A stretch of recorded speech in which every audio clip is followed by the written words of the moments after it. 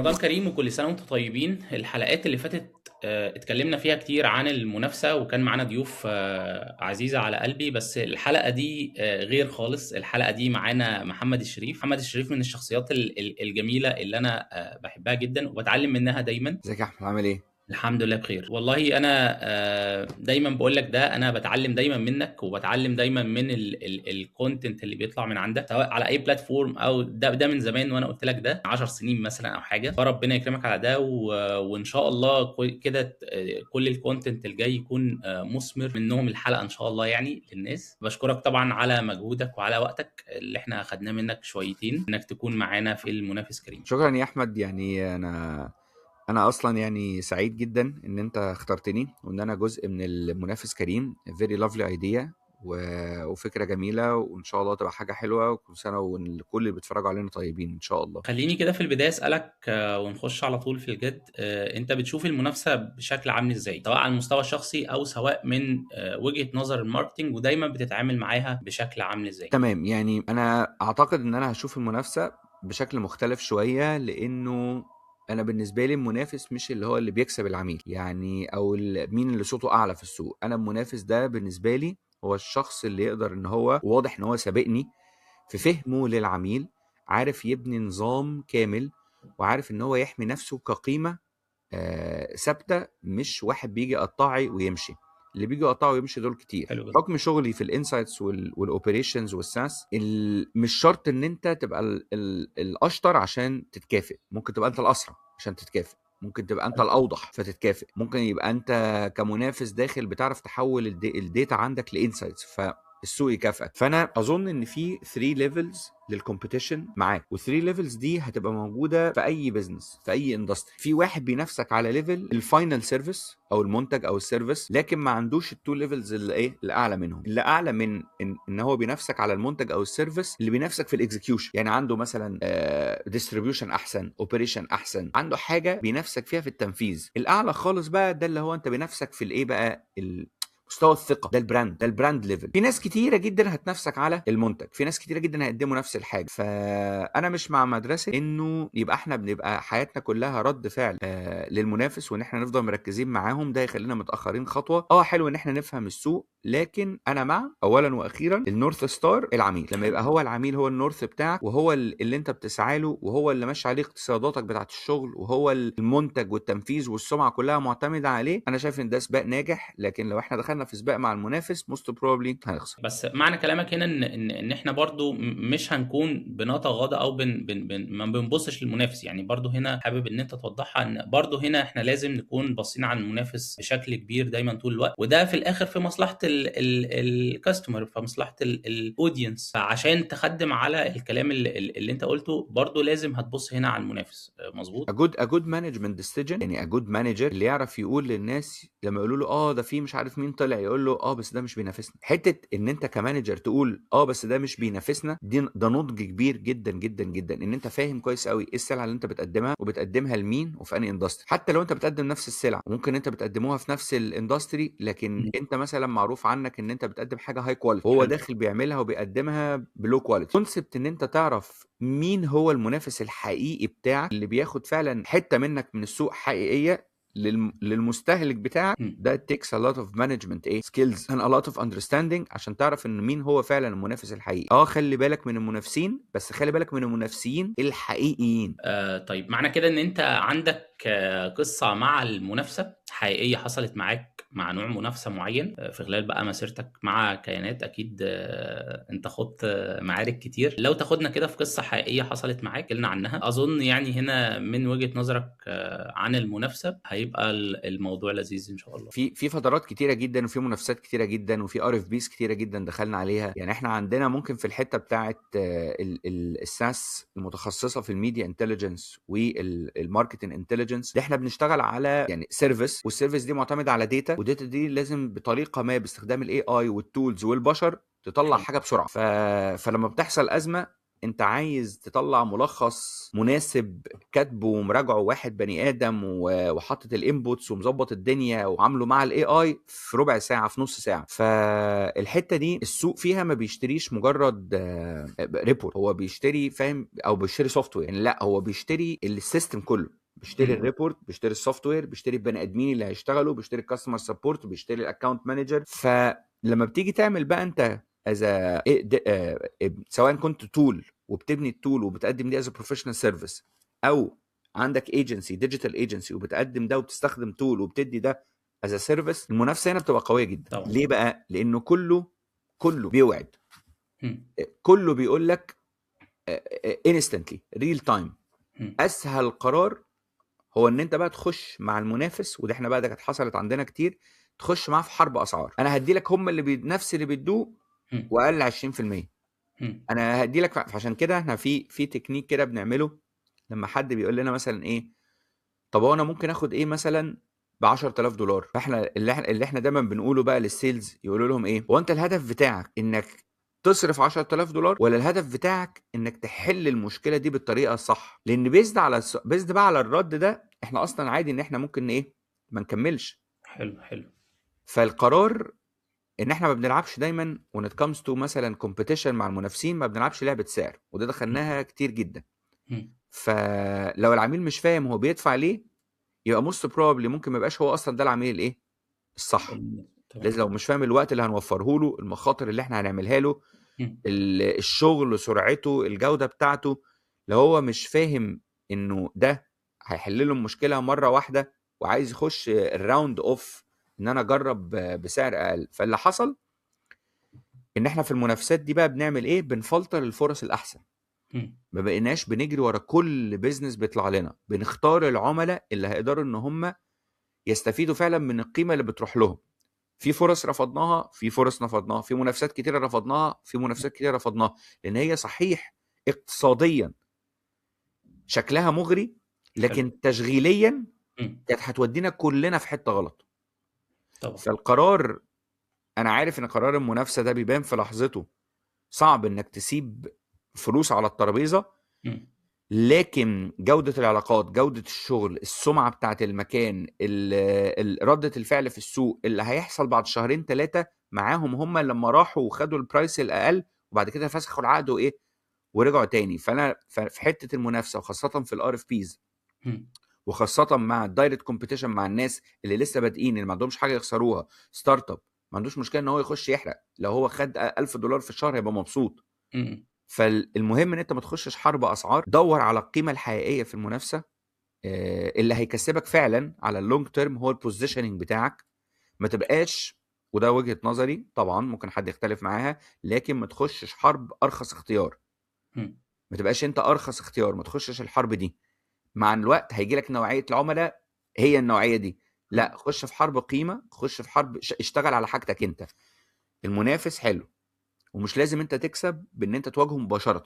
احيانا بيكون قرار ذكي جدا انك تعيد تعريف ساحه هو مين اللي بيخش ينافسني فعلا. كريستيانو لما بينافس ميسي، هما الاثنين رفعوا بعض، لكن لو هما الاثنين كانوا بيبصوا واحد فيهم على منافس تاني اقل منه، كان دايما هيحس ان هو خلاص كده ذاتس ايه انف. ما تنافسش في السعر، نفذ على قدرتك على التنفيذ، على السيستم، على الاوبريشن، على الفريم ورك. والاحسن اللي هيعرف يبني سيستم يعيش بيه لونج ران. اتس ماراثون نوت سبرنت. دي وجهه نظري يعني. وجهه نظرك عن المنافسه او الجزء اللي انت احتكيت بيه في المنافسه في الحته دي، هو من وجهه نظري برضو ان هو ينفع على سكيل اوف بزنس معين. وهنا بقى للناس الستارت ابس والاس ام ايز اللي معهمش الريسورسز الكافيه، اللي معهمش الكاش اللي يخليهم يشتغلوا على اللونج تيرم بشكل كبير، في منافسه اكيد معاهم شرسه بتواجههم يعني.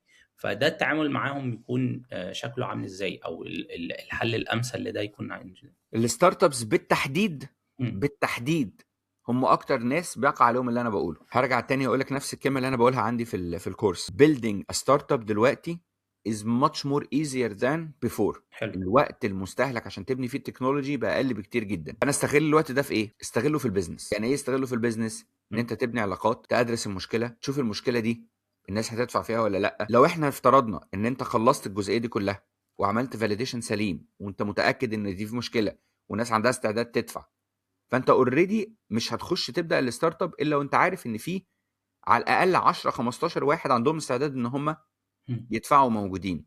حلو.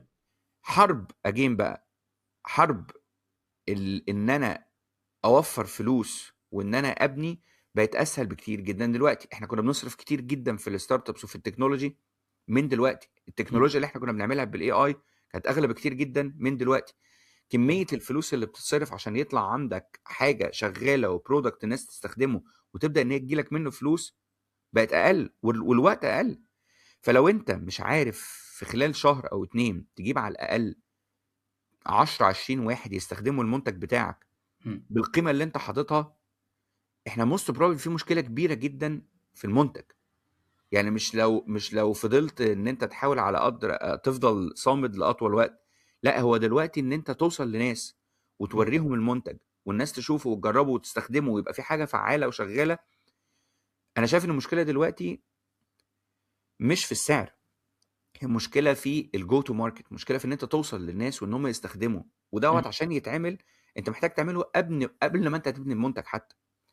حلو. لو هتسالني جوابا على سؤالك، هو يعني سؤال ضخم فانا هحاول اختصر الاجابه. يعني انا كستارت اب معيش فلوس اعمل ايه؟ انت كستارت اب معكش فلوس ما تخشش حرب اسعار. مم. انت بالذات كستارت اب معكش فلوس ما تخشش حرب اسعار. انت كستارت اب معاك فلوس خش حرب. ليه عارف ليه ما تخشش حرب اسعار؟ انا بقول لك لو انت شركه كبيره ما تخشش حرب اسعار. ليه؟ عشان انتوا مم. الاثنين بتسابقوا ان انتوا تخسروا. لكن حلو. انت كستارت اب اصلا انت بادئ كريبلد، انت مم. بادئ على ويل شير. حلو جدا. وانت حتى معكش الويل شير ده، انت مم. كريبلد ومعكش ويل شير. مم. فانت بادئ اصلا السباق مكسور. فانت ما فيش حرب اسعار هتخشها اصلا. فانت كستارت اب ما تخشش حرب اسعار ولا تركز على السعر، انت بتركز على القيمه. هدي لك مثال. في شركه ستارت اب برضو كانت بدأ البيزنس بتاعها، كانت طلعت في البودكاست بتاع عمر خان مم. اللي هو ذا ساس جاي. فكان الشركه دي في مش عارف في سنه و6 شهور ولا في حاجه زي كده رفعوا سعرهم من دي شركه حقيقيه. كان وعدوا بسم الله ما شاء الله مش عارف 7 فيجرز اي ار ار او حاجه زي كده. يعني رفعوا سعرهم من كام لكام؟ مم. من حاجه $250 لكام؟ تخيل كده.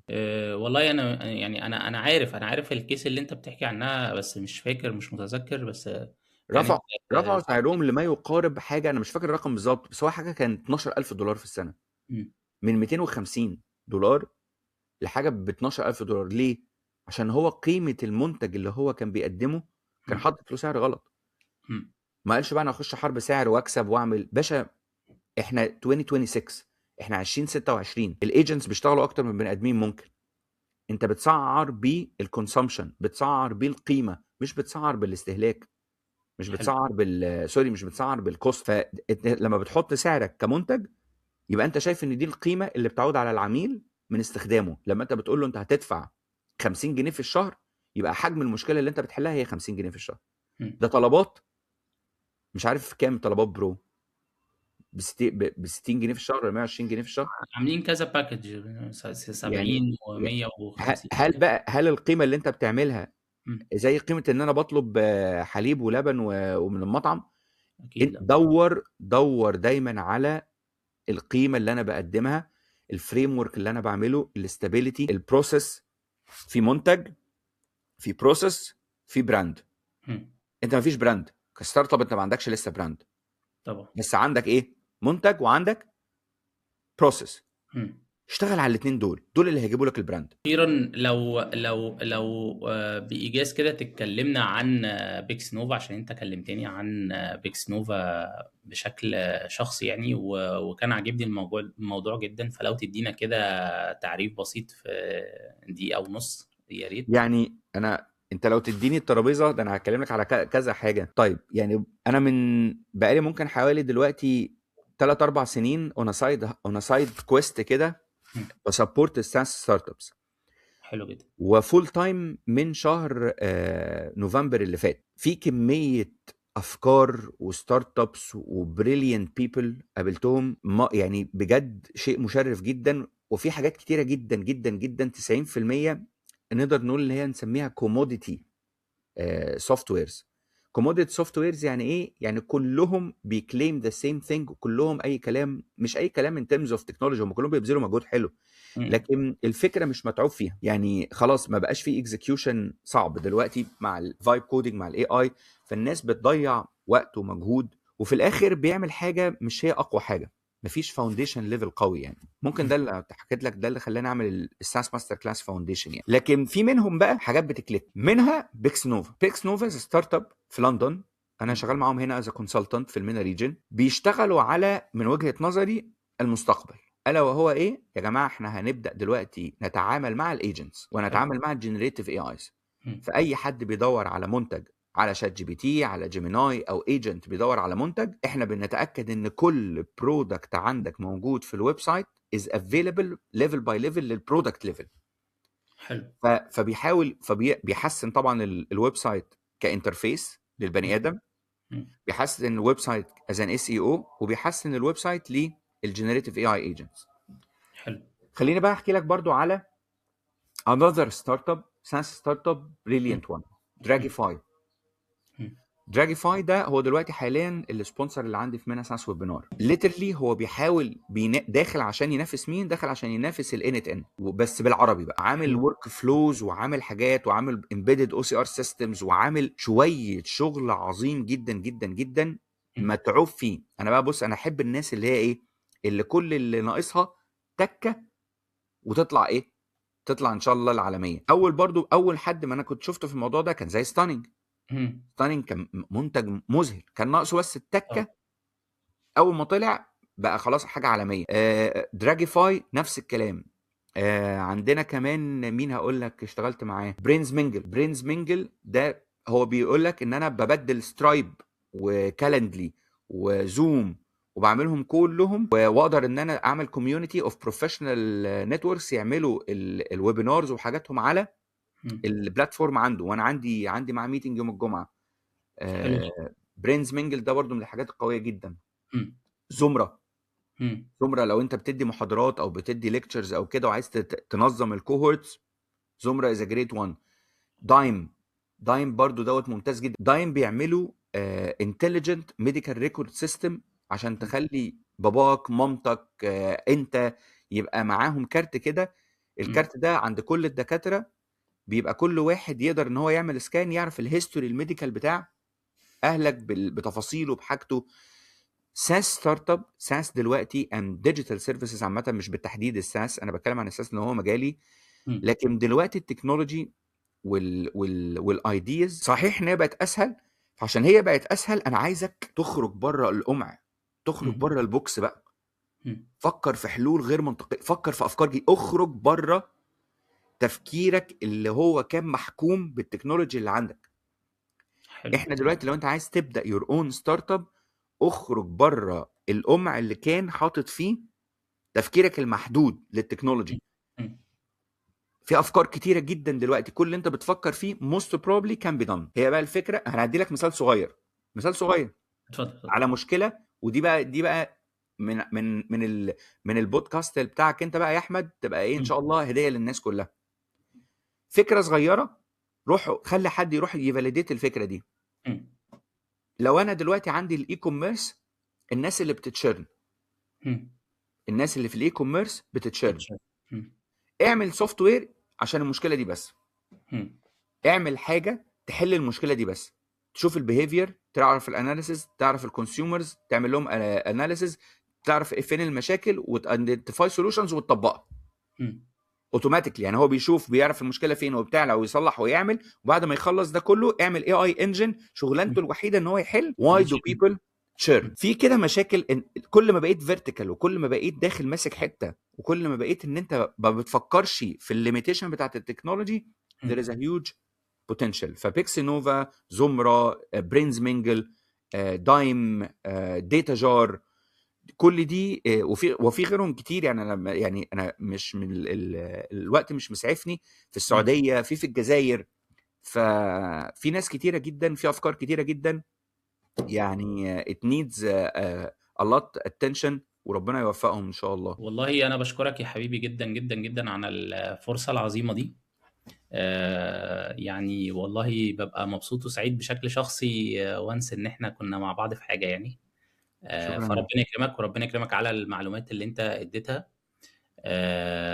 وان شاء الله ان شاء الله نكررها قريب تاني، في حاجة تانية بقى بعد رمضان ان شاء الله. ان شاء الله. شكرا يا حبيبي، ربنا يكرمك. شكرا يا أبو حميد، مع السلامه. شكرا، مع السلامة.